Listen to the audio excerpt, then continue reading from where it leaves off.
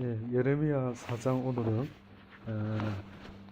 첫 서론의 주제가 있습니다. 서론의 주제가 있는데 저는 오늘따라 이 하나님 마음을요 이렇게 한번 보니까 방금 여러분 읽으실 때 좀 집중해서 읽어보셨는지 모르겠습니다. 교독할 때에 좀 하나님의 마음이요 굉장히 좀 괴로우신 것 같아요. 19절이 하나님의 마음을 지금 어떻게 보면 대변하는 오늘 본문의 말씀 중에 대표적인 말씀입니다. 19절부터 보면은 슬프고 아프다 내 마음속이 아프고 내 마음이 답답하여 잠잠할 수가 없으니 이는 나의 심령 내가 나팔 소리와 전쟁의 경보를 들음이로다. 패망이 연속하여 온 땅이 탈취를 당하니 나의 천막은 호련히 파멸되며 나의 휘장은 잠시간에 열파되도다. 내가 저 기호를 보며 나팔 소리 듣기를 어느 때까지 할꼬. 내 백성은 나를 알지 못하는 우둔한 자요 지각이 없는 미련한 자식이라.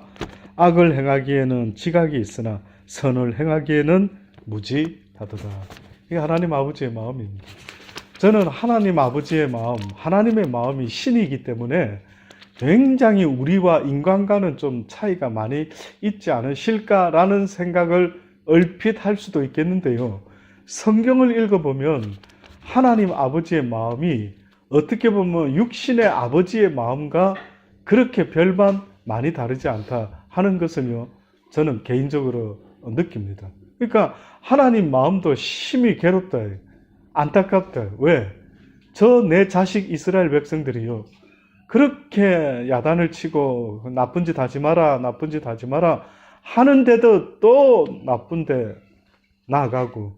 여러분 만약에 자식이 그러면 어떻게 하겠습니까? 여러분의 자식이, 우리 사랑하는 별이가 찐이가 잘 가르쳐주고 하는데도 만약에 엄마 아빠가 잘 가르쳐주고 있는데도 불구하고 또 하지 마라 했는데 하고, 그러면 어떻게 합니까 도대체? 어떻게 해야 되죠?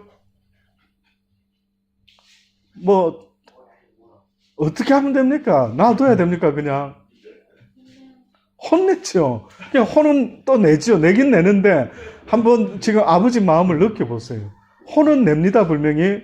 야 이놈아 그랬을 때 또 혼을 내면서도 또 뭐 낙심해 있다든지 뭐 막 혼이 나가지고 코가 막 쭉 빠져 있다든지 뭐 이러면 또 안쓰럽고, 아유 밥 먹으러 하는데 또 좀 크면은요 혼나면 애들이 밥도 안 먹습니다. 그러면은 이제 그런 투쟁을 하죠 보통. 막 이제 내가 기분 나쁘니까 엄마 아빠 때문에 내가 화가 났으니까 나 건드리지 마세요. 나 그 대신 나가 다른 걸로는 어떻게 내 마음을 표현할 수 없고 내가 단식으로 들어가겠습니다. 뭐 이래가지고 밥을 아예 안 먹어버리는 것으로 엄마 아빠를 힘들게 하겠다. 뭐 이렇게 또 하는 애들도 분명히 있죠. 자, 그러면 우리가 자식을 키우지 않습니까? 얘야 이러지 말아라 이랬다가 또 혼을 내기도 했다가 또 그러다가 또 잘하면 좀 칭찬도 해줬다가 이러는데, 이런 우리의 부모의 마음이요, 저는 어느 때는 보면은 이게 뭐지? 도대체 부모는 이거 도대체 애 앞에서 무슨 꼭두각시도 아니고 무슨 어릿광대도 아니고 무슨 연극인도 아니고 뭐 코미디언도 아니고 도대체 애들 앞에서 부모의 역할을 하는 걸 가만히 들여다보고 있으면은 뜻밖에도 이해하기가 쉽지가 않는 모습이 부모의 모습 속에 있다. 근데 육신의 부모의 모습도 그런 게 있는 것처럼요, 하나님의 마음이 지금과 같이 방금 표현한 것처럼 똑같아요. 똑같아요. 자, 그래서 오늘의 주제는 어떤 게 주제냐면은 4장 1절의 말씀에 있는 말씀이 주제입니다. 그게 뭐냐면 여호와께서 가라사대 이스라엘아 내게 돌아오려거든 내게로 돌아오라. 내가 돌아오려거든 내게로 돌아. 내가 만일 나의 목전에서 가증한 것을 버리고 마음이 요동치 아니하며 진실과 공평과 정의로 여호와의 삶을 가리켜 맹세하면 열방이 나로 인하여 스스로 복을 빌며 나로 인하여 자랑하리라. 이스라엘아, 너희가 뭔가 이제 회개를 해서 돌아오게 된다 한다면은 다른 데로 돌아가지 말고 누구에게로 돌아오라고요? 하나님께로, 여호와께로 돌아와야 된대요. 저는 개인적으로 누가복음 11장에 있는 말씀이요. 그 탕자의 비유가 바로 그런 이야기 같아요. 신약 성경에서는 우리가 잘 아는 것처럼 예수님이 비유로 말씀을 많이 하지 않습니까? 비유로. 근데 우리가 잘 아는 누가복음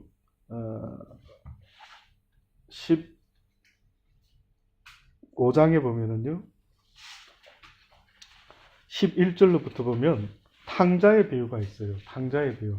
저는 개인적으로 구약 선지자들이 누누이 이스라엘 백성들에게 막 하나님 아버지의 마음을 계속 말하고 있는 이 모습이요. 꼭 한마디로 예화를 하나 들어보세요. 그러면 저는 주저하지 아니하고 누가복음 15장에 있는 이 탕자의 비유를 들 수 있을 것 같아요.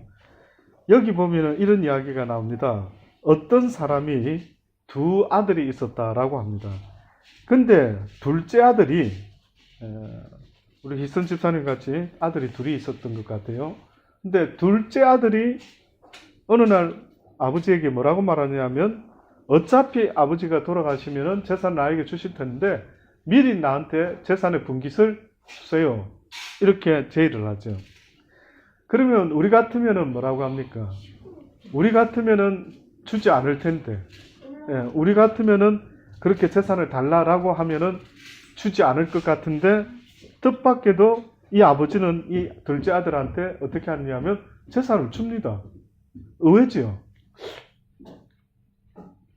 정황으로는 몇 가지가 이해가 잘 안 돼요. 그런데 여기서 말하려고 하는 성경은 뭐든지 메시지가 있지 않겠습니까? 의도하는 게.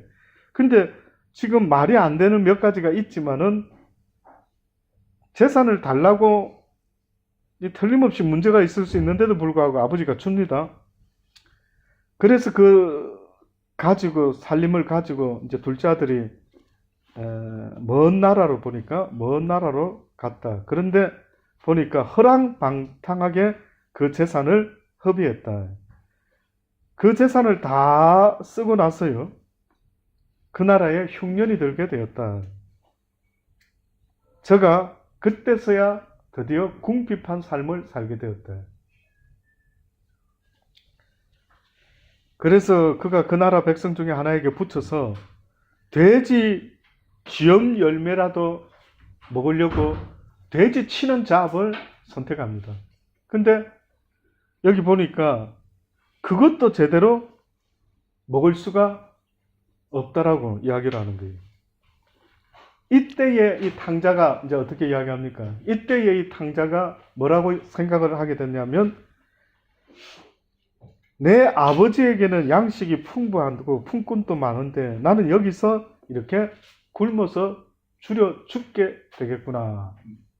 그죠? 그리고 내가 일어나 아버지께로 가서 내가 이렇게 말해야지. 아버지여, 내가 하늘과 아버지께 죄를 얻었사오니 이제부터는 아버지의 아들이라 일컬음을 감당치 못하겠습니다. 그저 나를 품꾼의 하나로 써주시면은 아버지 참으로 고맙겠습니다. 이 탕자가 어떻게 보면 우리의 모습이죠. 우리의 모습입니다. 하나님을 떠난, 아버지의 집을 떠난 우리의 모습을 성경이 비유로 이야기를 해요. 제가 여쭤볼게요. 여러분은 하나님을 떠나지 않은 것 같습니까? 잘 한번 생각해 보세요. 첫째, 저는 처음부터 집 떠난 적이 없습니다. 하나님을 떠난 적이 없습니다.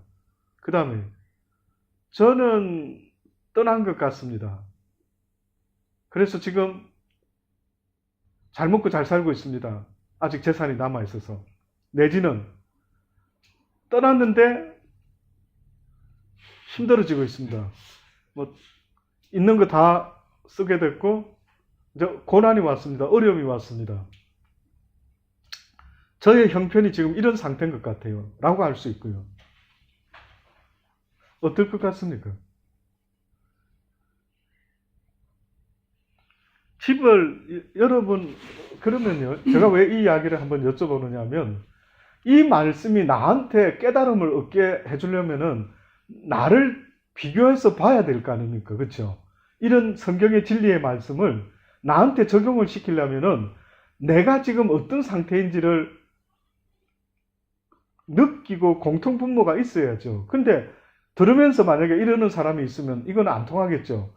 아, 누구야? 누가 이렇게 탕자가 칠집을 나갔어? 누가 아버지를 이렇게 속썩이지 못된 놈? 이러면은 그 사람은 이 이야기하고는 전혀 해당이 안 되는 거예요. 근데 여러분 생각할 때 이 탕자는 나는 아니다! 라고 전제로 하는 사람이 있다면 어떻게 보면 아버지가 뭘 모르신다. 다 그렇지 않아요. 뭐 굳이 이걸 성경에까지 써놓습니까? 뭐 일부 사람을 위해서 이렇게 말할 수 있겠지만 실제는 어떻게 보면 아버지 입장에서는 너희 모두가 집 나간 탕자와 같아. 이 말씀을 하는 것 같아요. 집 나간 탕자의 모습이 어떤 모습인가 보면은요. 고생이 있기 전까지는 하나님을 전혀 아버지를 기억지 못하고 살아가는 거예요. 근데 뜻밖에도 가난이라고 하는 고생이 나타나니까 그때서야 이 탕자는 아버지 집을 생각했어요. 그런데 안타까운 것은 우리는 아버지 집을 생각 못해요. 우리는 나온 집이 하늘 아버지 집이라는 것을 생각을 못하고 있는 거예요. 저는 전도사로서 가장 힘든 게 뭐냐면요. 여러분의 본향이, 집이, 본가가 저는 경기도 광주이시입니다. 본가가 경기도 광주이시가 본이 아니고 성경이 알려주려고 하는 것은 우리의 본은 하나님의 나라예요. 너희는 하늘나라로부터 하나님의 영으로부터 온 자들이다. 이걸 이제 성경이 알려주려는데 이게 이제 와닿지 않으니까 여기서부터 진도가 안 나가는 거죠. 그래서 어떻게 보면 주의 선지자들 종들은 외칩니다. 뭘 외치냐면 너희들은 프롬 가스로부터 온 자들이다. 너희들은 이 땅에서 어떻게 지음을 받았는지 들어보아라. 몸은 흙으로 지었단다. 그래서 우리가 죽으면 몸은 다시 흙으로 돌아간단다. 그런데 우리의 영은 그렇지 않다. 우리의 영은 하나님께서 천지를 창조하실 때 하시고 나서 인간을 지으실 때는 흙으로 보디를 만들었지만은 코에다가 생기를 불어넣으시니까 인간이 생명이 되었다. 살아있는 영물이 되었다. 그래서 인간은 존재가 불가사의하다. 육은 흙덩어리인데 그 속에 담겨져 있는 것은 너무나 고귀한 영이에요. 그래서 인간은요, 육이 만족해서 행복하다라고 말하는 사람은 돼지 빼고는 없습니다. 인간은 그렇게 안 되게 돼 있어요. 실험을 해보고 싶습니까? 일주일 내에 삼겹살 구워서 먹어보십시오. 과연 어떤 필이 오는지. 우리 경인 형제가 지지난주에 오후 시간에 성경 공부할 때 그러더라고요. 방금 이 이야기 하더라고요. 아, 목사님, 그렇지 않아도 제가 오늘 기차 타고 교회 오면서, 어디 오면서, 그렇죠. 오후에 늦게 왔습니다. 기차 타고 오면서 이런 생각했습니다. 무슨 생각요? 배부른 돼지보다 배고픈 소크라테스가 낫겠다. 이 생각을 했대요.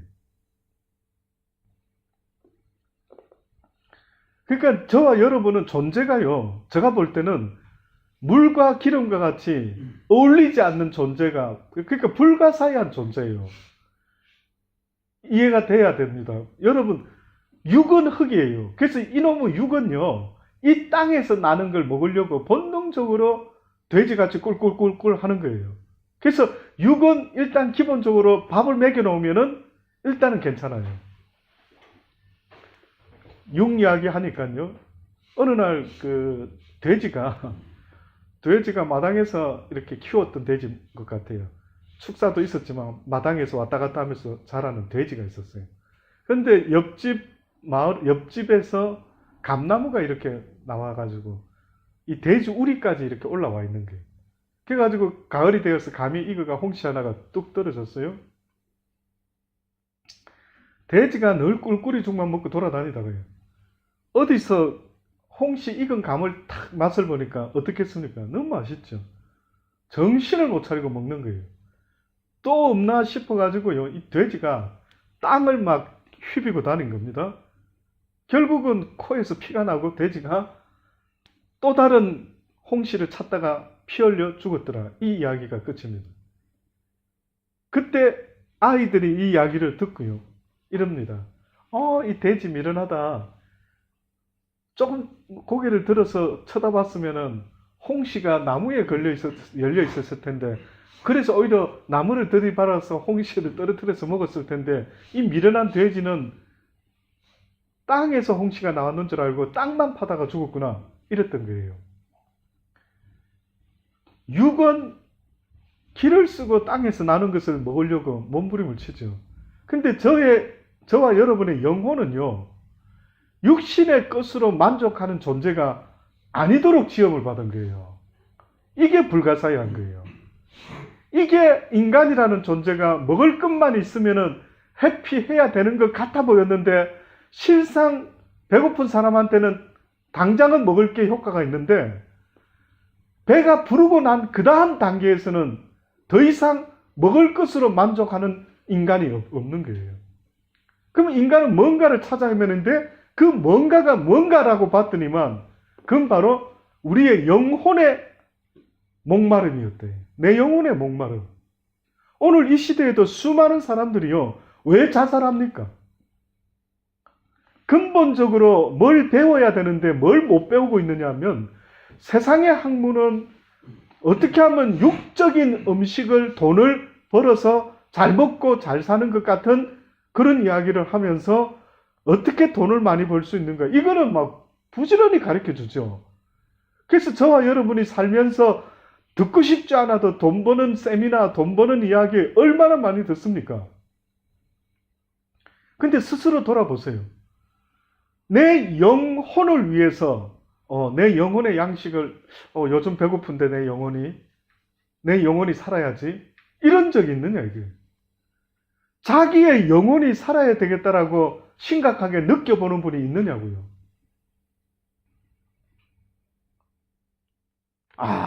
어떻게 보면 제가 볼 때는 거의 아무 생각 없이 살다가 죽을 때쯤 돼가지고, 죽기 싫다 하다가 딱 죽어보니까, 그때서, 이거 왜 죽고 끝이 아니지? 왜 천국이 있지? 왜 지옥이 있지? 이러는 게 우리 인간의 마지막 엔딩인 것 같은 이런 느낌이 드는 거죠. 그러니 잠언서에서 누누이 말하는 것은 지혜로운 사람이 되어라. 하나님의 종들의 말을, 또 먼저 살아본 자들의 그 말을 들어보아라. 그들이 무슨 이야기를 하는지.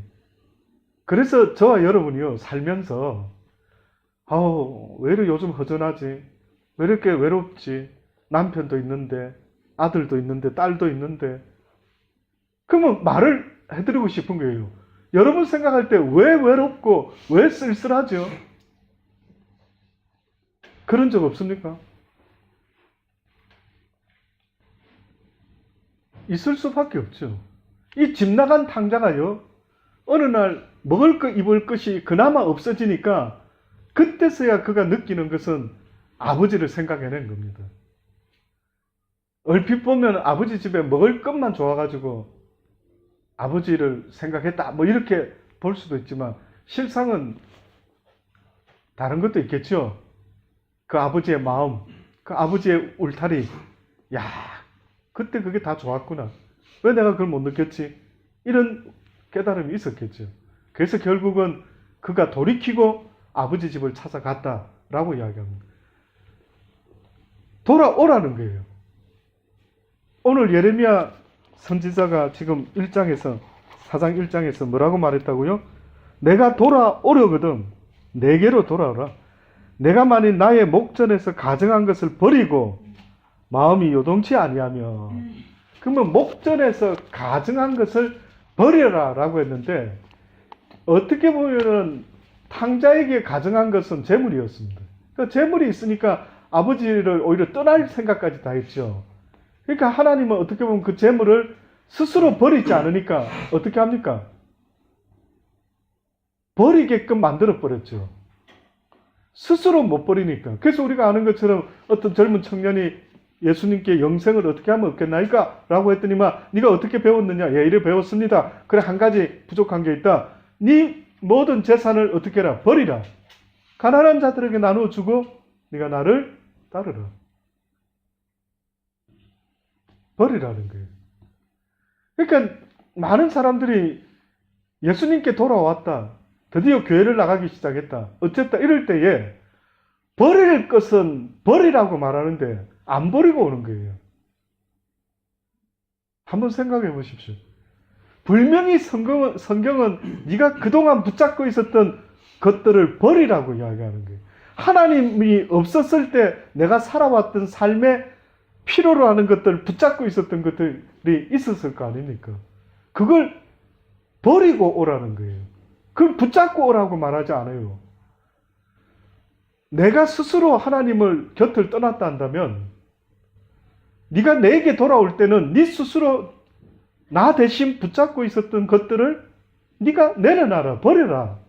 이렇게 말씀하고 있는 거예요. 그래서 어느 선교사님, 몽골 선교사님이니까 내려놓음에 이용규 선교사님 내려놓음에 제목의 책을 그죠 쓰셔가지고 코스타에 많이 이렇게 그분이 원래는 코스타 집회 때 대한민국에서 코스타라는 그 유학생들을 위한 집회를 저도 들어보니까 이동원 목사님이라는 분하고 또 어느 분이시죠 또 한 분 계셔요. 그분이 아마 그분들이 시작을 한 것 같아요. 그러다가 중간에 또 김동원 목사님이라는 분하고 이렇게 또 조인이 돼요. 그때에 이제 초창기 때 참석해서 은혜 받았던 사람 중에 한 사람이 이용규 선교사. 그분은 무슨 목사, 신학생도 아니었답니다, 처음에. 다른 직업이 있었던 분이었다죠. 예, 교수인가 뭔가 딴 걸로 있었는데, 은혜를 받고 나서, 그러면 나 같은 사람이 이제는 어떻게 하지? 그래서 그분이 그때까지 붙잡고 있었던 모든 것을 다 내려놓은 거예요. 대접받을 수 있는 모든 것. 그래가지고 자기를 알아봐 주지도 못하는 몽골로 간 거예요. 몽골로. 그러고 나서 책을 쓰셨어요. 그분이. 그래서 그게 히트를 쳐서 많은 그리스도인들에게 도전이 되고 젊은이들에게 도전을 줬어요. 그 내용이 뭐였느냐 하면 바로 내려놓음의 제목 정확히 뭐죠? 내려놓음. 네, 내려놓음. 자, 오래전에 읽었습니다. 꼭 저는 그거 읽을 때 뭐도 생각났느냐 하면,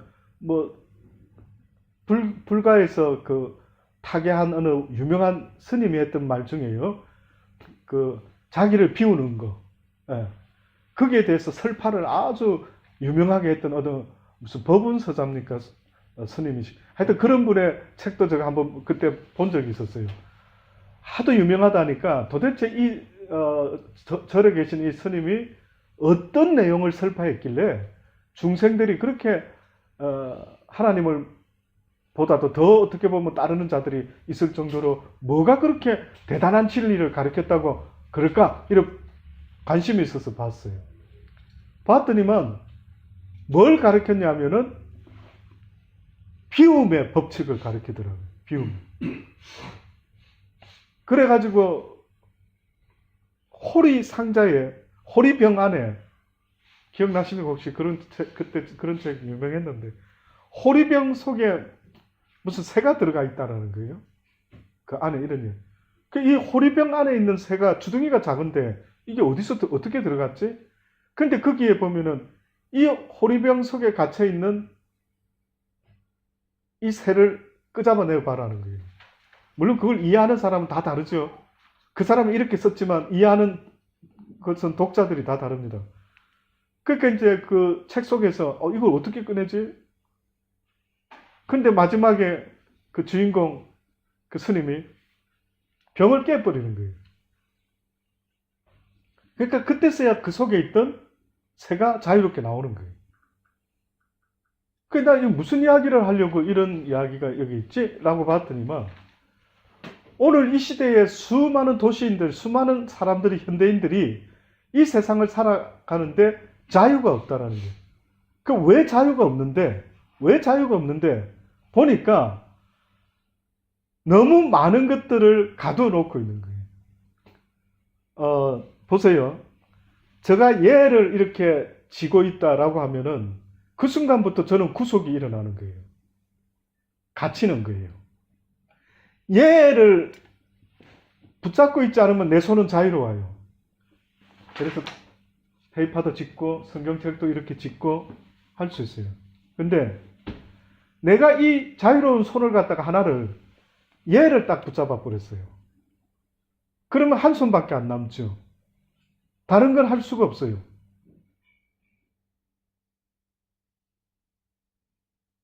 갇혀버린다. 내가 뭔가를 소유를 하면 할수록, 내가 뭔가를 많이 가지면 가질수록 그것에 내가 계속 연결되어 있대. 컴퓨터 또 연결되죠. 스마트폰 연결되죠.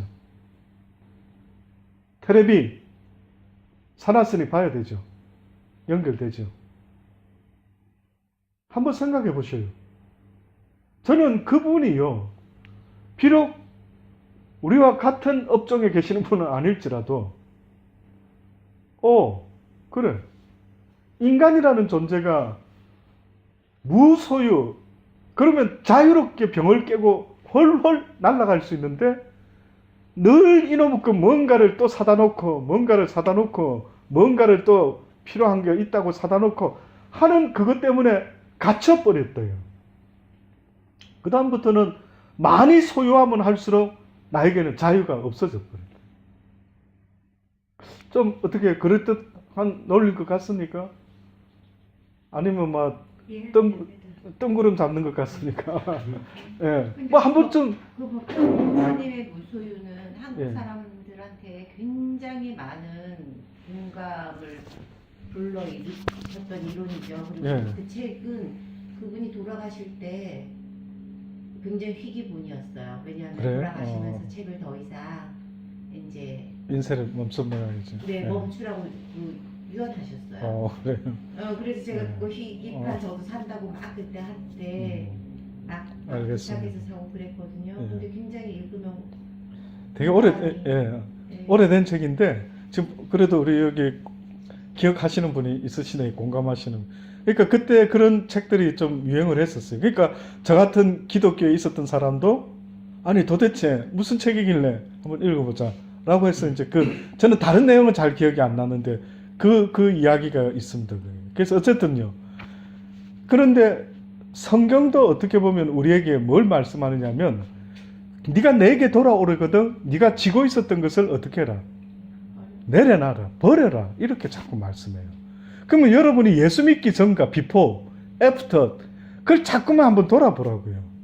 저는 오늘 사실은요, 지금 여러분 앞에 이렇게 앉아서 이렇게 외치고 있을 상황이 아니에요. 오늘 수술을 하고 왔어요.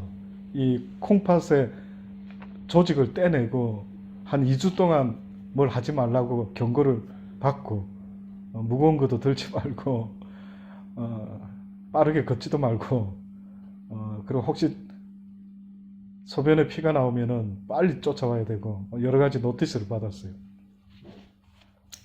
가서 시술을 하고 한 4시간 동안 누워 있다가요. 우리 사모가 뭐 회개할 거 있으면 회개하고 나중에 픽업하러 오겠다 이렇게 알려줘서 아내의 말을 아내의 말을 듣고 정말 혹시나 내가 이 시간에 몸에 이렇게 세포 조직을 떼내는 시술을 하면서 하나님의 그 예수님의 그 고난과 비교도 안 되겠지만은 그래도 불구하고 내가 회개할 게 뭐 없을까? 저는 그때 회개할 거 오늘 생각할 때 무슨 생각을 했냐면 제가 사실 그 병실에서 병동에 누워서 옷을 갈아입고 누웠어요. 그 핸드폰에 있는 성경책을 오늘 이 성경 말씀을 읽었거든요. 오늘 예레미야 4장을 쭉 읽어봤어요. 또 읽고 묵상하고 오늘 예배가 있는데 이렇게 누워 있어서 어쩌지. 그러면서 이제 말씀을 쭉 읽어봤어요. 근데 그러면서 저 마음속에 왔는 거 회개를 한다 할 때 그러면 회개가 정확하게 다시 말하면 뭘까? 저한테는 이런 생각이 드는 거예요. 그동안 붙잡고 있었던 거를 내려놔라는 거예요. 근데 제가 우리 사모한테 요즘 이 신장 때문에 안 좋을 때 제가 당뇨가 안 좋을 때는요. 단 거를 못 먹게. 그러니까 단 음식에 대한 걸 내려놔라. 단 것에 대한 관심을 좀 제발 내려놔라. 얼마나 이제 이야기 들었겠습니까? 그러니까 당뇨 환자들은 다 누구나 느끼는 것처럼 단 걸 먹지 않겠다 했죠. 근데 콩팥이 신장이 안 좋아지니까 짠 거를 못 먹지 않습니까? 그러니까 또 짠 것을 또 내려놓는 거예요. 짠 것을. 아니 세상에 음식에 달고 짠 거 내려놓으면 그 다음 뭐 남습니까? 와, 그러니까 저는 어느 생각이 들었냐면, 야, 참 아버지, 그저 막 이 정도면 된 줄 알았는데 또 이런 것까지 또 내려놔야 될까? 저는 사실은 연단 받은 게 물질적인 거 연단 받았죠. 주의 종을 가면서 물질이 돈이 좋다 이러면 이 길을 못 가니까 아버지. 그래서 연단을 어떻게 보면 가장 먼저 받은 게 있다면 돈에 대해서 11조에 대해서 연단을 받아봤고 또 어느 순간에 명예 누가 나를 알아주고 한때 제가 막 여기 한국어 신학과 전부 다 강의를 다 해봤죠. 그리고 힐송 칼리지라는 그 유명한 학교 워십 리더과를 하나 만들어 또 보고 그래서 한국의 프레이즈 신학교하고 조인도 해보고 그게 불과 40대 때 그런 일이 일어났어요. 그러니까 막 야 내가 이 시드니에서 드디어 막 뭔가를 한번 해보는갑다 뭐 이랬는데 그 모든 것들을 다 내려놓아야 되는 말도 안 되는 너무 일찍 시작했다가 너무 일찍 다 내려놓는 것 같은 이런 때가 있었대요. 그것도 한번 내려놔 봤대요. 명예도 뭐 교회 부흥도 우리 교회도 막 숫자가 많았으면 좋겠다 한때 때가 있었는데 이제는 마음에 그래 두세 사람이면 어떨까? 그래서 그 전에 있었던 교회를 다 두고 떠나라 할 때 떠났던 거예요. 여기 우리 정인 있지 않습니까? 우리 재호 집사님 유일하게 돌아왔을 때 남았던 가정이 우리 재호 집사 가정이었어요. 그 전에 있었던 사람들이 좀 있었습니다. 다 흩어졌어요. 지금 잘 만나지를 못하고 있는데 다 흩어졌어요. 아니 멀쩡한 게 그게 왜 가니에요 저보고. 그러니 참 말하기가 쉽지 않았어요. 내가 섬기는 그분이 원하시는 걸 순종하려고 하는데 이거 그건 내 믿음으로 하면 되지만 다른 사람한테 교인들한테 설명을 못 하겠는 거예요. 용서해달라, 이해해달라. 왜 그러고 떠났죠? 그러니 한국에서도 또 나름대로 이제 좀 뭐가 어떻게 되나 하고 이러고 있는데 또 다시 한 번 더 이런 일이 벌어졌을 때 그런 제가 어떤 생각이 들겠습니까? 야 교회를 막 수적인 부흥을 일으켜야 되는데 뭐 이런 마음을요 다 내려놓을 수밖에 없는 상황이 되는 거예요. 그래서 저는 꽤나 많이 내려놨다 이런 생각했어요. 계속해서 살면서 제가 목사였지만은 하나님 앞에서 계속 내려놓는 훈련을 계속 받은 것 같아서 그래요. 아버지가 내려놔라면 내려놓죠 하는 마음으로 계속해서 내려놓은 것 같아요. 그런데 최근에 와서 언젠가부터 당뇨로 시작으로 뭐까지 내려놔라는 느낌이 오냐면 너 먹는 음식도 내려놔라는 거예요. 네가 맛있게 먹었던 것까지도 다 내려놔라. 네가 원했던 아주 달콤, 짭조름 모든 것의 맛을 내는 왜 저한테 이러시는지. 저희 스페셜 닥터를 좋은 분을 만나가지고 돈을 안 받아요 저한테. 외국분인데 이분이 처음 만났을 때 저한테 물어보더라고요. 뭐 하는 분입니까? 그러시더라고요. 아니, 목사고 미션을 하고 있다. 아, 그러냐. 그 이후로부터 회의를 하려고 하는데 그냥 가세요. 그 지금까지 그냥 있어요.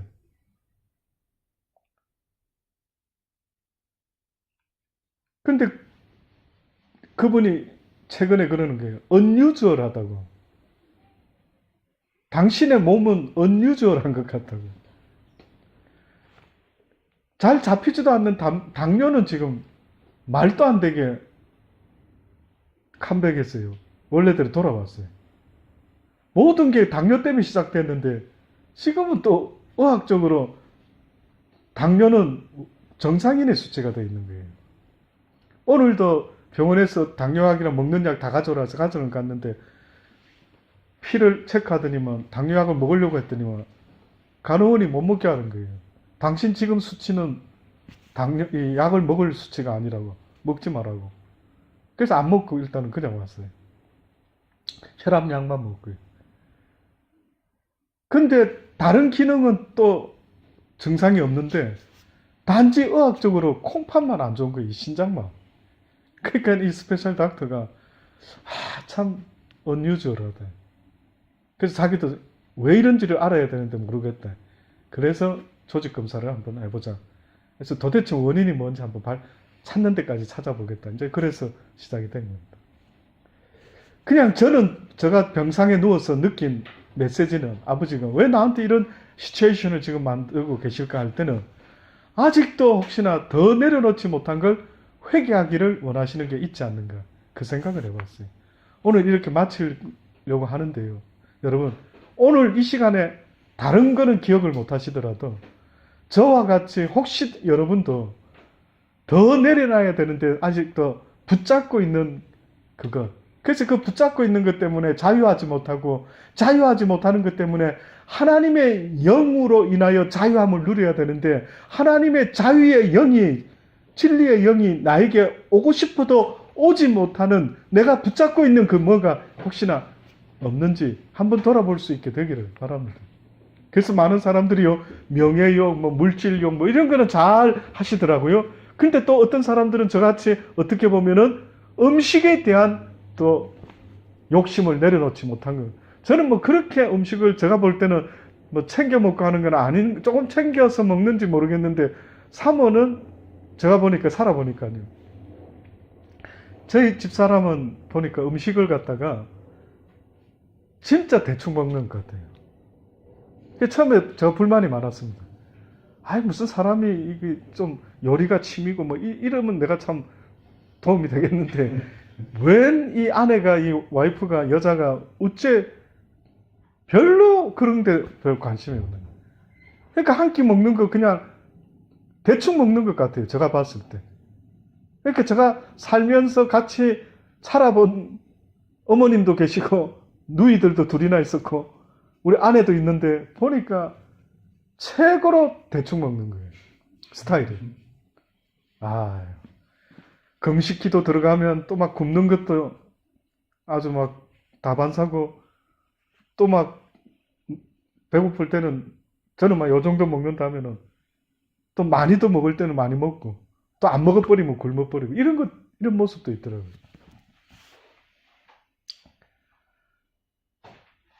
뭔가 저도 지금까지 이 나이 되도록 참 부끄럽더라고요.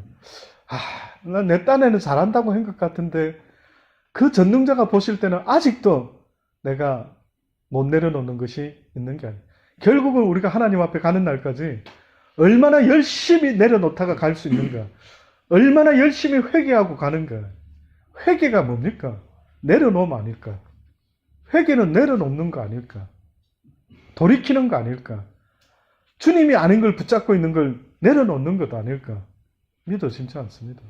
사랑하는 여러분, 이렇게 억지로라도 하나님이 아프게 해서라도 내려놓는 걸 가르쳐 주시는 것처럼 이 이스라엘 백성들도 그렇게라도 다 날려버리고 이제 하나님께 돌아오라고 계속 하나님이 부르는데도 불구하고 듣지는 않으니 얼마나 아버지 마음이 답답하시겠습니까? 슬프다, 아프다, 내 마음속이 아프고 내 마음이 답답하여 잠잠할 수가 없으니 이는 나의 심령, 내가 나팔 소리와 전쟁의 경보를 듣는데도 불구하고 어찌하여 내게 돌아오지를 않느냐.